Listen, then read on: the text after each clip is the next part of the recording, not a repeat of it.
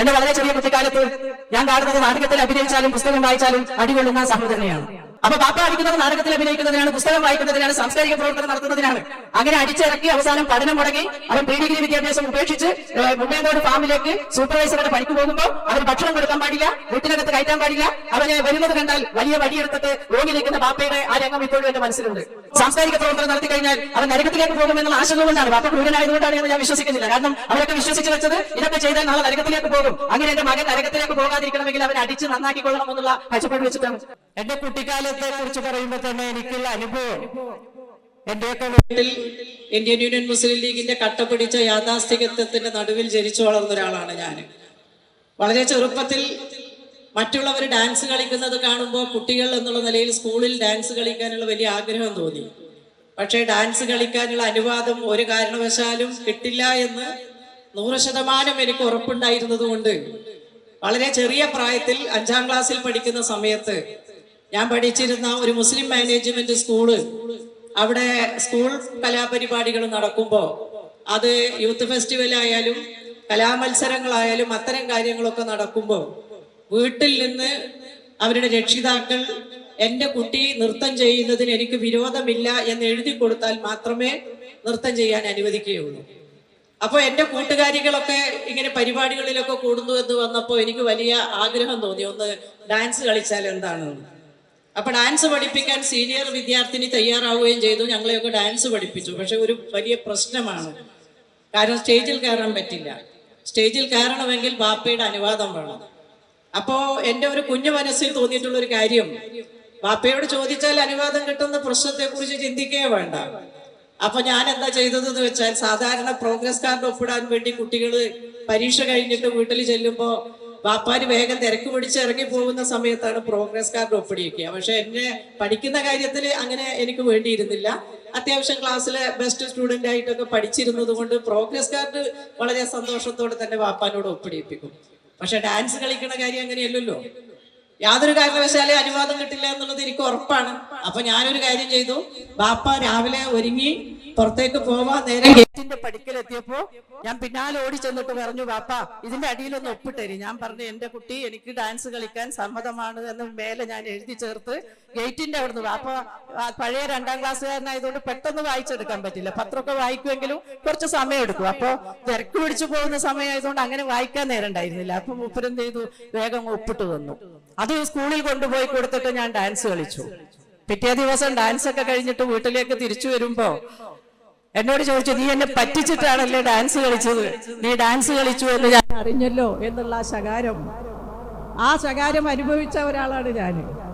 അത് മാത്രമല്ല, എൻ്റെ മൂത്ത സഹോദരൻ, ഞാൻ മലപ്പുറം ജില്ലയുടെ പഴയകാലത്തെ അനുഭവങ്ങൾ നിങ്ങളോട് പങ്കുവെക്കാനാണ് ഇത് പറയുന്നത്. എൻ്റെ മൂത്ത സഹോദരൻ നന്നായി നാടകം അഭിനയിക്കുന്ന ആളായിരുന്നു.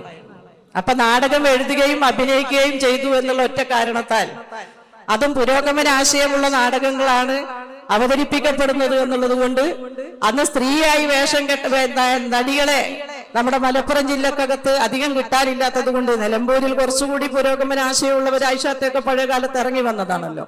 അപ്പൊ ഇന്ദിര എന്ന് പറയുന്ന ഒരു സഹോദരി ആ നാടകത്തിൽ, സഹോദരൻ എഴുതി തയ്യാറാക്കിയിട്ടുള്ള നാടകത്തിൽ അഭിനയിക്കാൻ വേണ്ടി സന്നദ്ധമായി വരികയും ഞങ്ങൾ പഠിക്കുന്ന സ്കൂളിൽ ആ നാടകം അവതരിപ്പിക്കുകയൊക്കെ ചെയ്തപ്പോ ഞങ്ങളെല്ലാം ഒളിച്ചും പാത്തും ബാപ്പ അറിയാതെ പിന്നിലെ വാതിലൂടെയൊക്കെ പോയി ആ നാടകമൊക്കെ കണ്ട് തിരിച്ചു വന്ന് വീട്ടിലേക്ക് കടന്നു വരുമ്പോ ആദ്യം ബാപ്പ ആങ്ങളയോട് പറഞ്ഞത്, നീ അവിടെ തന്നെ നിന്നോ, ഇങ്ങോട്ട് കയറണ്ട എന്നാണ്. അതുമാത്രമല്ല, പുരോഗമന പ്രസ്ഥാനത്തിൽ നാടകത്തിൽ അഭിനയിക്കുന്നു, പുസ്തകം വായിക്കുന്നു, സാംസ്കാരിക പ്രവർത്തനം നടത്തുന്നു, രാഷ്ട്രീയ പ്രസംഗം നടത്തുന്നു. ഇതൊക്കെ നടത്തു എന്നുള്ളതിന്റെ പേരിൽ മാത്രം ഒരുപാട് പ്രശ്നങ്ങൾ അനുഭവിച്ചിട്ടുള്ള ഒരു കുടുംബത്തിലാണ് ഞാൻ ഉണ്ടായിരുന്നത്. എന്റെ വളരെ ചെറിയ കുട്ടിക്കാലത്ത് ഞാൻ കാണുന്നത് നാടകത്തിൽ അഭിനയിച്ചാലും പുസ്തകം വായിച്ചാലും അടികൊള്ളുന്ന സഹോദരനെയാണ്. അവൻ ദൈവമില്ലാത്തവനായി മാറും. അവൻ പടച്ചവന്റെ ഭാഗത്തേക്ക് കുറ്റമാണ് ചെയ്യുന്നത്, നരകത്തിലെ കൊള്ളിയായി മാറുകയാണ് എന്ന് അപ്പുറത്ത് മതപ്രഭാഷണം നടത്തുകയും, അതുപോലെ തന്നെ ബാപ്പയുടെ അടുത്ത സുഹൃത്തായിട്ടുള്ള അന്നത്തെ സീതി ഹാജി MLA, അന്ന് MLA ആയിട്ടില്ല, ബാപ്പയുടെ അടുത്ത സുഹൃത്ത് ഞങ്ങളുടെ കുടുംബ സുഹൃത്തുക്കളൊക്കെയാണ്. അപ്പൊ അദ്ദേഹം പറയും, മകനിതാ കേടുവന്ന് പോവുകയാണ്, അതുകൊണ്ട് അവനെ പിടിച്ച് നിയന്ത്രിച്ചിട്ടില്ലെങ്കിൽ വലിയ കുഴപ്പമാണ്, അവൻ സെക്കൻഡ് പ്രീ ഡിഗ്രിക്ക് പഠിക്കുകയാണ്. ആ പഠിക്കുന്ന കാലത്ത് അവസാനം പഠനം ഉപേക്ഷിക്കേണ്ടി വന്ന് വീട്ടിൽ നിന്ന് അടിച്ചിറക്കി, ഭക്ഷണം കൊടുക്കാതെ, വെള്ളം കൊടുക്കാതെ, വീട്ടിലേക്ക് കയറാൻ അനുവദിക്കാതെ വളരെ അപകടകരമായ എന്തോ സംഭവങ്ങൾ നടത്തുന്നു. ഞാൻ കുട്ടിക്കാലത്ത് നോക്കിക്കാണുമ്പോൾ എന്റെ സഹോദരനെ എനിക്ക് വലിയ ഇഷ്ടമാണ്. കാരണം എന്നെ പുഴയിൽ കൊണ്ടുപോയി നീന്തിക്കുന്നത് അവനാണ്, മരത്തുമ്മ കയറ്റി നിർത്തുന്നത് അവനാണ്. അപ്പൊ എനിക്ക് വലിയ സ്നേഹമുള്ള, ഞാൻ ഏറ്റവും ചെറിയ കുഞ്ഞു പെങ്ങളാണ്. അപ്പോ തോളിൽ കയറി നടക്കുന്ന ആ ഒരു സ്വഭാവം, തോളിലിരുന്ന് കഴുത്തിലിരുന്നിട്ട് എന്താ പറയാ, പലരും പറയുമല്ലോ തോളിലിരുന്ന് മൂക്ക് കടിക്കുകയെന്ന്. അപ്പൊ അത് നടത്താൻ പറ്റുമെന്ന് വരെ ഞാൻ എന്റെ ആംഗ്ലന്റെ തോളിൽ കയറി പരീക്ഷിച്ച ആളാണ്. അങ്ങനെയൊക്കെയുള്ള ഒരു കാലഘട്ടമാണ്, അത്ര ചെറുപ്പത്തിലുള്ള കാര്യമാണ്. അപ്പൊ അങ്ങനെയുള്ള ഈ സഹോദരൻ എന്തിനാണ് ബാപ്പ അടിക്കുന്നത്? അപ്പൊ ബാപ്പ അടിക്കുന്നത് നാടകത്തിൽ അഭിനയിക്കുന്നതിനാണ്, പുസ്തകം വായിക്കുന്നതിനാണ്, സാംസ്കാരിക പ്രവർത്തനം നടത്തുന്നതിനാണ്. അങ്ങനെ അടിച്ചിറക്കി അവസാനം പഠനം മുടങ്ങി അവൻ പ്രീ ഡിഗ്രി വിദ്യാഭ്യാസം ഉപേക്ഷിച്ച് മുണ്ടേന്തോട് ഫാമിലേക്ക് സൂപ്പർവൈസറുടെ പണിക്ക് പോകുമ്പോ അവന് ഭക്ഷണം കൊടുക്കാൻ പാടില്ല, വീട്ടിനകത്ത് കയറ്റാൻ പാടില്ല. അവനെ വരുന്നത് കണ്ടാൽ വലിയ വടിയെടുത്തിട്ട് ഓങ്ങി നിൽക്കുന്ന ബാപ്പയുടെ ആ രംഗം ഇപ്പോഴും എന്റെ മനസ്സിലുണ്ട്. ഞങ്ങളെല്ലാം കൂട്ടക്കരച്ചിലാണ്. ബദറുന്നീസ അവൾ ഇന്നിപ്പോ KSTയുടെ സംസ്ഥാന ജനറൽ സെക്രട്ടറിയാണ്, എന്റെ ജ്യേഷ്ഠത്തിയുടെ മകളാണ്. അവളെ പ്രസവിച്ചു കിടക്കുന്ന സമയത്താണ് വീട്ടിൽ ഒരു വലിയ അടി ഈ നാടകത്തിന്റെയും ഈ വായനയുടെയും ഒക്കെ പേരിൽ നടക്കുമ്പോ ബദറുന്നീസയുടെ ഉമ്മ ചാടി വാപ്പയുടെ കയ്യിലേക്ക് തൂങ്ങിപ്പിടിച്ചപ്പോ തല്ലി മാറ്റിയിട്ട് അവളുടെ കൈക്കുഴ തെറ്റിയിട്ടുള്ള സംഭവം അടക്കം എന്റെ വീട്ടിലുണ്ടായിട്ടുണ്ട്. പക്ഷെ അപ്പോഴും എന്റെ ഉമ്മ, മാതൃസ്നേഹം എപ്പോഴും അങ്ങനെയായിരിക്കുമല്ലോ. കാരണം ഉമ്മാക്ക് മകൻ തെറ്റ് ചെയ്യുന്നതായിട്ട് ഉമ്മാക്ക് ബോധ്യപ്പെടുന്നില്ല. അവന് ദൈവമില്ല, അല്ലെങ്കിൽ അവന് വായിക്കുന്നു, അവൻ പള്ളിയിൽ പോകുന്നില്ല, ഇങ്ങനെയൊക്കെയുള്ള കുറ്റങ്ങളാണ് കണ്ടുപിടിക്കുന്നത്. അപ്പോ സാംസ്കാരിക പ്രവർത്തനം നടത്തി കഴിഞ്ഞാൽ അവൻ നരകത്തിലേക്ക് പോകുമെന്നുള്ള ആശങ്ക കൊണ്ടാണ്, ബാപ്പ ക്രൂരനായതുകൊണ്ടാണ് എന്ന് ഞാൻ വിശ്വസിക്കുന്നില്ല. കാരണം അവരൊക്കെ വിശ്വസിച്ചു വെച്ചത് ഇതൊക്കെ ചെയ്താൽ നാളെ നരകത്തിലേക്ക് പോകും, അങ്ങനെ എന്റെ മകൻ നരകത്തിലേക്ക് പോകാതിരിക്കണമെങ്കിൽ അവനെ അടിച്ച് നന്നാക്കിക്കൊള്ളണം എന്നുള്ള കാഴ്ചപ്പാട് വെച്ചിട്ടാണ് അന്ന് എന്റെ ഉമ്മ ചെയ്തിരുന്നത്. വീടിന്റെ പിന്നാമ്പുറത്ത് തുണി വിരിച്ചിടുന്ന അഴയിൽ അവന് മുണ്ടേതോട് എസ്റ്റേറ്റിലേക്ക് പോകുമ്പോ അന്ന് മലയോര പ്രദേശമാണ്, ഒരു ചായ പോലും കിട്ടാത്ത സ്ഥലമാണ്.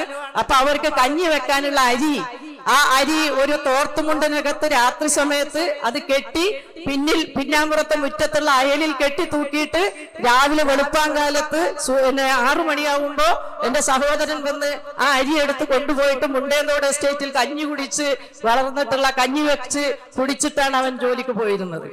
ഞാനിത് പറയുന്നത് മലപ്പുറം ജില്ലയാണ്. ആ മലപ്പുറം ജില്ലയിൽ എങ്ങനെയൊക്കെയാണ് ഇത്തരം പ്രവർത്തനങ്ങൾ ആ കാലഘട്ടത്തിൽ നടത്തിയത്. പക്ഷെ എന്റെ സഹോദരൻ 1 ഇഞ്ച് പോലും പുറകോട്ട് പോയില്ല എന്നുള്ളതൊരു യാഥാർത്ഥ്യം.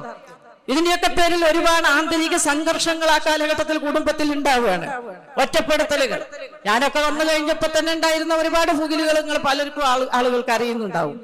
ആ ഒരു കാലഘട്ടം മാറി ഇന്നിപ്പോ നമ്മുടെ നാട്ടിൽ അല്പമൊക്കെ കലാപരിപാടികളാണെങ്കിലും സാംസ്കാരിക പരിപാടികളാണെങ്കിലും അതിലൊക്കെ മത്സരം വരുമ്പോ എന്റെ കുട്ടിക്ക് സമ്മാനം കിട്ടണമെന്ന് വെച്ചിട്ടെങ്കിലും അതിന് തയ്യാറാക്കുന്ന കാഴ്ചയൊക്കെ നമ്മൾ കാണുന്നുണ്ട്.